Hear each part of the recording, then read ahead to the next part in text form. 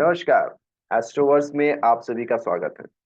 तो आज हम बात करेंगे सूर्य मंगल की युति।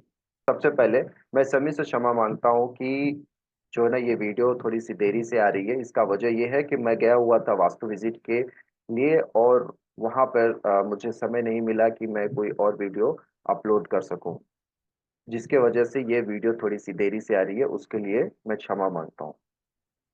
तो चलिए आज बात करते हैं सन और मार्स यानी कि सूर्य और मंगल की युति। ये किस तरह से हमारी लाइफ को जो है ना इफेक्ट करती है।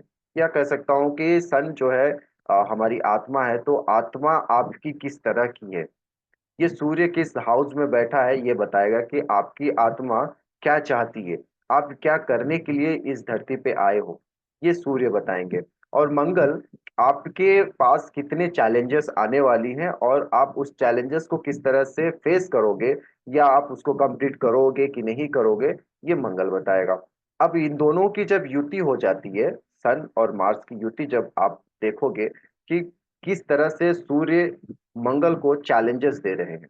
जैसे कि आप एक कहानी सुने होंगे कि अकबर और बीरबल की कहानी, कि जो अकबर है वो हमेशा नए नए चैलेंजेस लेके आते हैं और बीरबल जो है उस चैलेंजेस को पूर्ण करते हैं कि आपको इस तरह से कार्य करनी है। ठीक उसी तरह से सन और मार्स काम करता है। जहां पे भी इसकी युति बनेगी, ये मान के चलना कि आपको सूर्य के तरफ से एक नए नए चैलेंजेस प्राप्त होंगे। अगर आपका मंगल सही जगह पे है, मान लीजिए कि मंगल कहीं ना कहीं नीच घर में आ गया, तो आपका मंगल उस चैलेंज को पूरा ही नहीं कर पाएगा। और आप क्या करोगे, सूर्य की चैलेंजेस तो आपके पास आ रही है। सूर्य क्या चैलेंज दे रहा है, यानी कि आपको जो है ना अपॉर्चुनिटीज दे रहा है, आपको आगे बढ़ने की जो है ना एक एक रास्ता दिखा रहा है। लेकिन यहाँ पे मंगल का खराब हो जाना आपके लिए प्रॉब्लम कर देता है। इसीलिए कभी भी जब सूर्य और मंगल की युति हो, या सूर्य की दृष्टि मंगल पे हो या मंगल की दृष्टि सूर्य पे हो, तब आप देख लीजिएगा कि आपका मंगल किस तरह से काम कर रहा है, मंगल की क्या स्थिति है। मंगल की स्थिति पे ही निर्भर है कि आप उस अपॉर्चुनिटीज को ले पाते हो या नहीं। जैसे कि आपके आपके पास जो है ना बहुत सारे जॉब की अपॉर्चुनिटीज तो आती है, बट आप क्या करते हो कि ऐसे जॉब अपॉर्चुनिटीज को ले लेते हो जो आपके लिए अच्छा नहीं साबित होता है आगे जाके। फिर आप सोचते हो कि काश मैं ये जॉब ले लिया होता तो आज मैं यहाँ पे होता। ये कौन करवाता है आपके साथ, ये जो इल्यूजन्स क्रिएट हुआ, गलत डायरेक्शंस पे आप चले गए हो, ये कौन कराएगा, ये कराएगा मंगल। मंगल जो जहाँ पे अच्छा है वहीं पे उतना ही बुरा है। क्यों? क्योंकि मंगल की जो क्वालिटीज है ना, मंगल की क्वालिटीज है फास्ट चलना, हमेशा एक जगह पर रहना नहीं है, आपको जो है ना मूवमेंट्स देनी है। मंगल की क्वालिटीज है फाइटिंग की एबिलिटीज, यानी कि वो किस तरह से सारी चीजों से लड़ता हुआ आगे बढ़ता है। मान लीजिए कि सूर्य और मंगल की पहले घर के अंदर आपकी जो है ना युति बनी हुई है।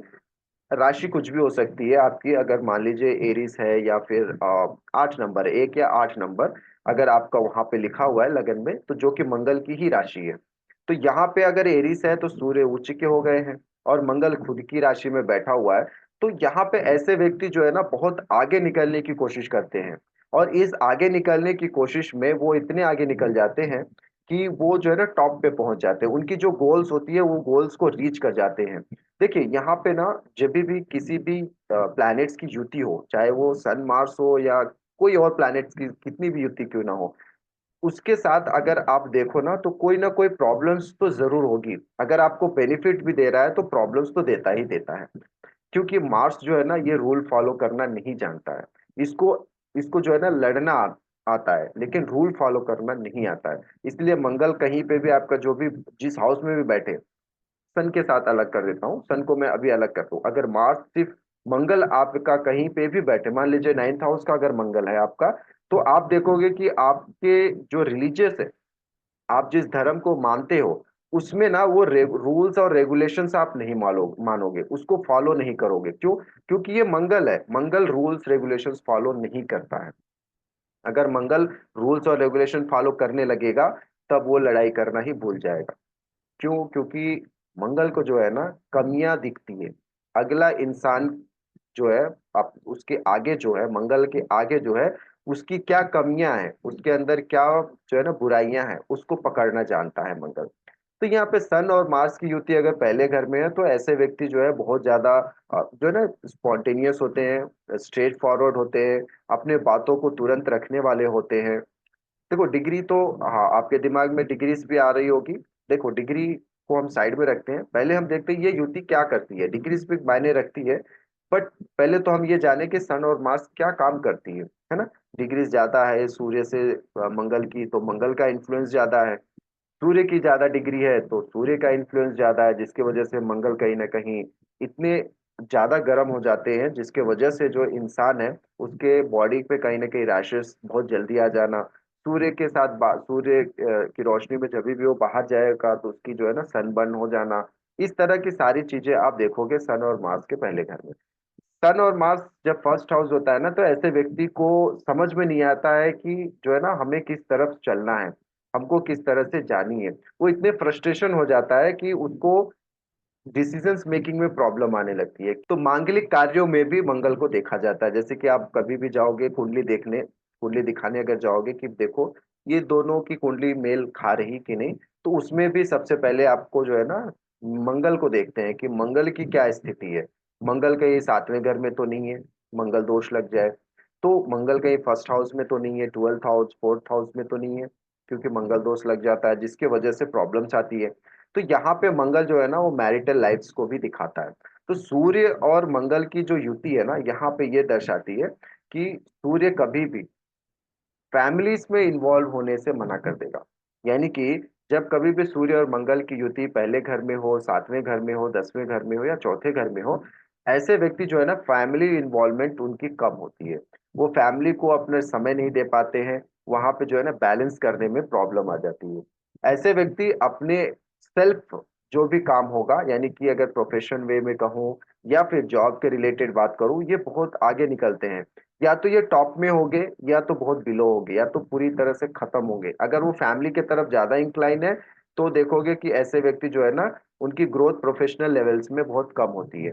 लेकिन अगर यही लोग अगर प्रोफेशनल लेवल्स में ग्रोथ बहुत ज्यादा किए हुए हैं तो फैमिली लाइफ में थोड़ी सी प्रॉब्लम आती है। हाँ अगर कोई जुपिटर या वीनस अगर अच्छी स्थिति में है तो इसका उल्टा भी हो सकता है, ऑपोजिट भी हो जाता है, क्योंकि हम सिर्फ दो प्लैनेट्स की बात कर रहे हैं तो आगे के प्लैनेट्स भी कहीं ना कहीं इन्फ्लुएंस तो करते ही है। तो अब यहाँ पे क्या है ना, फर्स्ट हाउस में ये बात होती है। सेकेंड हाउस में जैसे कि मैंने कहा कि वो तो फैमिली है, फैमिली में क्या हो जाएगा ना कि ये टकराव कर देंगे, फैमिली के साथ इनका अनबन हो सकता है। हाँ इनको जो है ना फैमिली के अंदर ये हो सकता है कि इनके फादर की प्रॉपर्टीज जो है ना वो मिल सकती है, फादर का बिजनेस ये आगे बढ़ा सकते हैं। सेकेंड हाउस में सन और मार्स, थर्ड हाउस में सन और मार्स आ जाता है तो ऐसे व्यक्ति जो है ना आर्टिस्टिक फील्ड में बहुत आगे निकलते हैं। क्यों? क्योंकि यहाँ पे सूर्य और मंगल, क्योंकि थर्ड हाउस में मंगल जो है बहुत अच्छा काम करता है। थर्ड हाउस ही है हमारा करेज का। थर्ड हाउस में यहाँ पे जो है ना वो आर्टिस्टिक फील्ड, क्योंकि सूर्य जो है वो क्रिएटिविटी है। सूर्य हमेशा यहाँ पे क्रिएटिविटी लेकर आएंगे, क्रिएटिविटी के तरफ चैलेंजेस देंगे। जैसे कि मैंने पहले कहा था कि सूर्य जो है ये क्रिएटिविटी, सूर्य जो है ना हमेशा चैलेंजेस आपको देंगे। सूर्य जब आपको चैलेंजेस दे रहे हैं तो जिस हाउस में बैठेंगे उस हाउस के रिलेटेड आपको चैलेंजेस मिलेगी।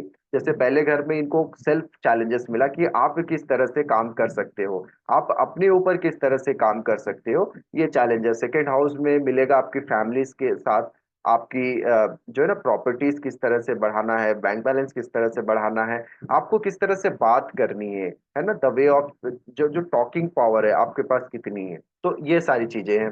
थर्ड हाउस में क्या है ना करेज की हो जाती है। और थर्ड हाउस कह सकता हूँ कि ये ऐसे व्यक्ति जो है ना थर्ड हाउस सन और मार्स की जो कॉम्बिनेशंस बनती है, ये ऐसे व्यक्ति आर्टिस्टिक फील्ड में कहीं ना कहीं गवर्नमेंट की तरफ से इनको जो है ना पुरस्कार मिल सकता है अगर ये कुछ आर्ट फील्ड में है। भले इनके पास कुछ ऐसा नॉलेज ना हो उस आर्ट फील्ड के रिलेटेड, लेकिन फिर भी इनको कहीं ना कहीं से गवर्नमेंट की तरफ से रिकॉग्नाइजेशन जरूर मिलती है। और मार्स अगर पांचवें घर में आते हैं तो यहाँ पांचवा घर किस तरह से काम कर रहा है, देखो यहाँ पे भी जो है ना ये अग्नि तत्व है। अग्नि तत्व में दो अग्नि प्लैनेट आ जाते हैं। तो ये आपको पता ही होगा कि जो फिफ्थ हाउस है वो हमारे स्किल्स का है, एडमिनिस्ट्रेटिव का है, नॉलेज का है, करेज का है। तो यहाँ पे सन जो है ना बहुत ज्यादा ताकतवर हो जाता है। क्यों? क्योंकि वो स्वराशि है, यानी कि अपने ही घर में बैठा हुआ है। तो मंगल को यहाँ पे वो बूस्ट कर देगा कि मंगल को कहेगा कि आप ऐसे ऐसे कार्य करो, क्योंकि राजा अपने ही घर में बैठा हुआ है। तो यहाँ पे जब मंगल आ जाता है ना, तो ऐसे व्यक्ति को सबसे ज्यादा प्रॉब्लम्स हो जाती है आफ्टर मैरिज। सन और मार्स की जो प्रॉब्लम है वो आफ्टर मैरिज, यहाँ पे ना बच्चों के रिलेटेड इनको इश्यूज आ जाती है। और कहीं ना कहीं कह सकता हूँ कि वाइफ के साथ जो एक संबंध है वो सही से नहीं बनेगा, वो लव और अफेक्शंस नहीं रहेगा। आप जो चाहते हो कि मेरी वाइफ ऐसे काम करे, वो आप देखोगे कि वो नहीं हो पा रहा है। कहीं ना कहीं मिसकम्युनिकेशंस क्रिएट कर देगा। क्यों? क्योंकि यहाँ पे मंगल जो है ना, मंगल देखो मैंने पहले कहा हुआ है कि मंगल हमेशा आपके अंदर जो है ना एक ऐसी अग्नि को बढ़ा देता है जो आपको ना सोचने और समझने में असमर्थ कर देगा। सिर्फ आप ये चाहते हो कि मैं किस तरह से सेल्फ ग्रोथ किस तरह से करूं, ये मंगल करता है, सेल्फ ग्रोथ मंगल करवाता है। चलते हैं, अगर हम नाइन्थ हाउस में बात करें तो जैसे कि मैंने पहले कहा था कि सन और मार्स नाइन्थ हाउस मतलब कहीं ना कहीं फादर के रिलेटेड आपको, फादर से आपको जो है ना बेनिफिट्स जरूर मिलेगा। आपके फादर कहीं ना कहीं गवर्नमेंट जॉब्स में हो सकते हैं, या फिर गवर्नमेंट अथॉरिटीज में काम कर सकते हैं, या फिर कोई ऐसे जगहों पे काम करेंगे जहां से इनको गवर्नमेंट से हेल्प मिलती हो। 10वें घर में यहाँ पे सूर्य और मंगल की जो कॉम्बिनेशंस है, ये सबसे बेस्ट माना गया है। क्योंकि यहाँ पे सूर्य जो है दिग्बली हो जाते हैं, 10वें घर में सूर्य दिग्बली है, और 10वें घर में मंगल जो है उच्च के हो जाते हैं। तो जब 10वें घर पे मंगल उच्च के हो गए हैं, तो यहाँ पे सन का जितना भी ऑर्डर होगा, जिस तरह का भी चैलेंज होगा, मंगल उसे पूर्ण करने में सक्षम होते हैं। तो यहाँ पे सन और मार्स की जो कॉम्बिनेशन है, बहुत अच्छा कॉम्बिनेशन है। ऐसे व्यक्ति जो है कहीं ना कहीं बेस्ट सर्जन्स के रूप में आगे आते हैं, या फिर ऐसे हाई रैंक पोजीशंस में गवर्नमेंट जॉब्स में मिलेंगे आपको, जैसे आईएएस ऑफिसर है। सन और मार्स का जो 10th हाउस का कॉम्बिनेशन है ना, वो के लिए काम करना है।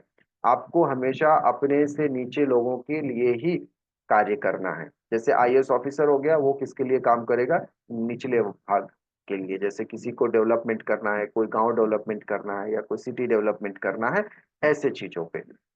तो सन और मार्स की 10th हाउस की जो युति है, ये युति है आप दूसरों के लिए काम करने के लिए। जब आप दूसरों के लिए जब तक काम कर रहे हो, तब तक आपका ग्रोथ है। जैसे ही आप अपना सेल्फ ग्रोथ के लिए बात करोगे, वहीं से ये कॉन्फ्लिक्ट पैदा हो जाती है। सन और मार्स 10th हाउस में अगर आपका है, तो देखो आप अपने लिए सोच रहे हो या दूसरों के लिए सोच रहे हो। अगर दूसरों के लिए सोच रहे हो तो ठीक है, अपने लिए सोच रहे हो तो प्रॉब्लमेटिक है।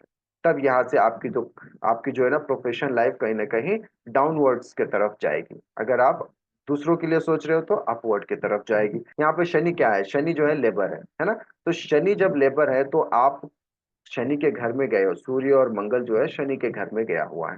तो यहाँ पे क्या बोल रहे हैं कि आप पहले लेबर के लिए काम करो, उसके बाद आगे बढ़ो आप। तो सन और मार्स का combination in the 10th house, lower level पे आपको काम करना है। धीरे धीरे आप देखोगे आपका सेल्फ ग्रोथ भी आगे बढ़ता जाएगा। फिर वही, अगर मैं 11th हाउस में जाऊं, तो सन और मार्स यहाँ पे भी बहुत अच्छा काम करेंगे। सोर्स ऑफ इनकम, गवर्नमेंट्स के साथ जो है ना रिकॉग्नाइजेशन। हाँ, ऐसे व्यक्ति, देखो, जो 3rd हाउस और 11th हाउस है ना, ये दोनों के दोनों कहीं ना कहीं ऐसे व्यक्ति हैं जो आर्टिस्टिक फील्ड में अगर हैं, अपने आप को एक्सप्रेस करना जानते हैं, तो 11th हाउस का सन और मार्स और 3rd हाउस का सन और मार्स इनके लिए बहुत अच्छा है। और 3rd हाउस का सन और मार्स और 11th हाउस का सन और मार्स, ऐसे व्यक्ति ऐसे फील्ड में हो सकते हैं जहां पे इनकी जो है ना बॉडी चूज हो रही है। जैसे कि आप कह सकते हो स्पोर्ट्स में हो सकते हैं, डांस में हो सकते हैं, जहाँ पे इनके एक्सप्रेशंस काम आती है, जहाँ पे इनके हाथ, जो कि पेंटर हो सकते हैं, आर्ट आर्ट फील्ड में हो सकते हैं, म्यूजिशियंस हो सकते हैं। ऐसे व्यक्ति यहाँ पे 3rd और 11th हाउस में, अगर आपका सन और मार्स है, तो आप इस फील्ड के तरफ अपने आप को लेकर जाइए, बहुत अच्छा काम करेंगे आप। आपका जो है ना नाम बहुत अच्छा होगा। गवर्नमेंट की तरफ से आपको डेफिनेटली रिकॉग्नाइजेशन जरूर मिलेगी, अगर आपका 3rd और 11th हाउस का मार्स है। अगर आप नहीं हो, आप ऐसे फील्ड में नहीं हो जहाँ पे आर्टिस्टिक हो या स्पोर्ट्स हो, आप जॉब कर रहे हो, कोई भी किसी भी तरह की जॉब में लगे हुए, तो आप एक काम करो, आप जो है ना हॉबी बना लो। जैसे म्यूजिक की हॉबी होगी आपके पास, या कुछ भी, जिस भी तरह की आपकी हॉबी हो, जहाँ पे अपनी कला को बाहर, अपने टैलेंट को बाहर निकाल सको, आप इसको हॉबी बना लो। ताकि सन और मार्स आपको उस तरह की इफेक्ट्स देते रहें। 3rd हाउस का और 11th हाउस का मार्स, सन और मार्स दोनों। सन और Mars in the 12th house किस तरह का काम करेगा कि यहाँ पे ऐसे व्यक्ति को फॉरेन लेकर जा सकता है। ऐसे व्यक्ति जब ये अपने बर्थ प्लेस से दूर, इतनी दूर कि उसको आने के बारे में भी 10 बार सोचना पड़े, जैसे कि वो out of states, out of country जा सके। उसके लिए ये बहुत अच्छा काम करेगा। फॉरेन में अच्छा रिकॉग्नाइजेशन मिलता है। ये फॉरेन में जाके अपना नाम कमाते हैं।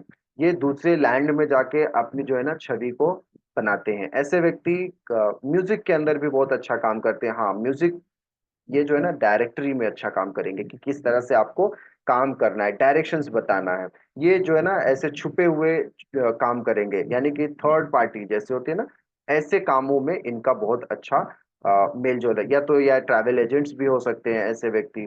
थर्ड हाउस में, 12th हाउस में यहाँ पे सन और मार्स, 12th हाउस का सन और मार्स इस तरह का काम करता है। इफेक्ट्स क्या है? नेगेटिव इफेक्ट्स ये है कि सन और मार्स, सूर्य क्या है? सूर्य ईगो, और मंगल जो है ना उस ईगो को बढ़ाने वाला है।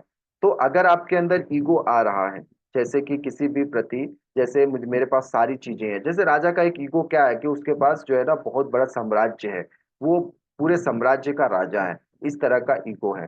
तो वो जब ईगो आपके अंदर आ जाए ना, जहां पे भी फर्स्ट हाउस में बैठ रहा है, तो सेल्फ ईगो कि मेरे पास सारी चीजें हैं, सेल्फ ईगो आ जाता है, तो मैं ही हूँ सब करने वाला, ये ईगो लेकर आएगा। 10th हाउस में जाओगे तो उसको ईगो आ जाएगा कि इस कंपनी में सबसे ज्यादा काम मैं ही करता हूँ, इस तरह का ईगो आ जाएगा, है ना। तो ये 7th हाउस में आ जाए तो दोनों जो पार्टनर्स हैं, पार्टनर्स में ये उसको ईगो आ जाएगा कि सबसे ज्यादा काम मैं ही करता हूँ, मैं बिजनेस मैं ही संभालता हूँ। या घर के अंदर कहो कि घर के अंदर मैं जो कहूँ वही मेरी सही है, मेरी वाइफ या मेरे हस्बैंड जो है वो जो कहते हैं वो गलत कहते हैं, इस तरह का ईगो लेके आ जाता है सूर्य। जब आपका ये इगोइस्टिक आपका जो थिंकिंग अगर आ जाए, तो समझ जाना कि कहीं ना कहीं आपका सूर्य प्रॉब्लम कर रहा है।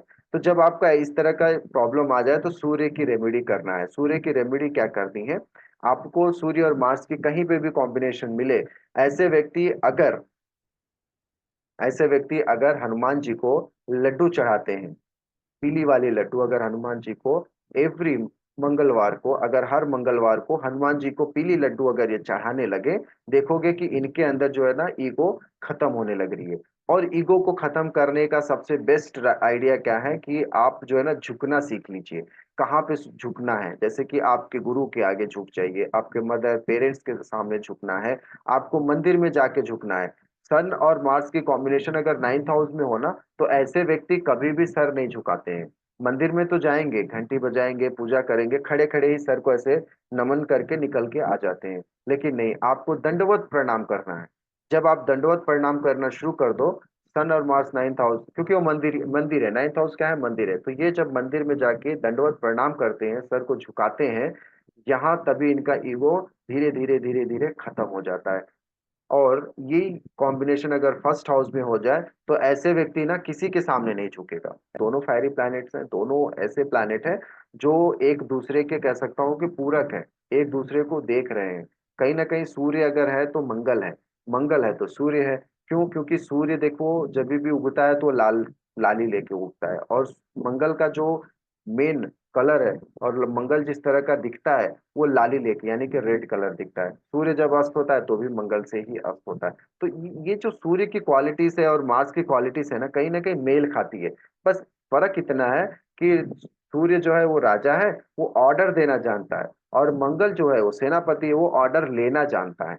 जब ये दोनों के बीच में कॉन्फ्लिक्ट पैदा हो जाए, मंगल कहे कि मैं ऑर्डर दूंगा, सूर्य कहे कि मैं ऑर्डर लूंगा, तब जाके समझ जाना कि आपके अंदर प्रॉब्लम्स आ रही है। आपके जो ये दो प्लैनेट्स हैं, ये थोड़े से कॉन्फ्लिक्ट पैदा कर रहे हैं। जैसे कि सन और मार्स 6th हाउस की अगर बात करूं, सन मार्स के 6th हाउस में ना ये कंप्लीशंस नहीं होगा इनका। ये बहुत सारे ऐसे काम को जो है ना शुरू तो कर देंगे, लेकिन उसको एंड करने में इनको प्रॉब्लम आ जाएगी। जब ये एंड के तरफ बढ़ेंगे ना, तभी इनको दूसरा काम आ जाएगा, वो दूसरे काम में लग जाएंगे। शुरुआत तो कर देंगे लेकिन एंड नहीं करेंगे। यही ठीक हाल अगर 5th हाउस का सन और मार्स है, ये शुरुआत तो ये जो है ना इनको जो है ना एंडिंग करना अच्छा है। इसको अगर आप बीच वाला कोई काम दे दो कि ये जो है ना यहाँ पे बीच में रुक गया है, इस काम को आप इस काम को पूरा कर दो, तो ये बीच में से उस कार्य को पूरा तो कर देंगे, लेकिन कहोगे कि ये कार्य दिया है इसको आप शुरू से शुरू करो, तो वो इसके लिए प्रॉब्लम है। 5th और 6th हाउस में जो है ना, 5th में ये शुरुआत करना नहीं जानते, और 6th में ये एंड करना नहीं जानते। तो ये जो कॉन्फ्लिक्ट्स है, ये इस 5th और 6th हाउस में सन और मार्स की कॉम्बिनेशन आपको दिखेगी। तो ये रही आज की हमारी वीडियो, सन और मार्स की, कि किस तरह से सन और मार्स हमारे लाइफ को इफेक्ट्स करते हैं और किस तरह से ये जो है ना चलाते हैं। तो आई होप कि ये वीडियो आपको अच्छा लगा होगा। तो मिलते हैं अगले वीडियो में। नमस्कार, ओम नमः शिवाय।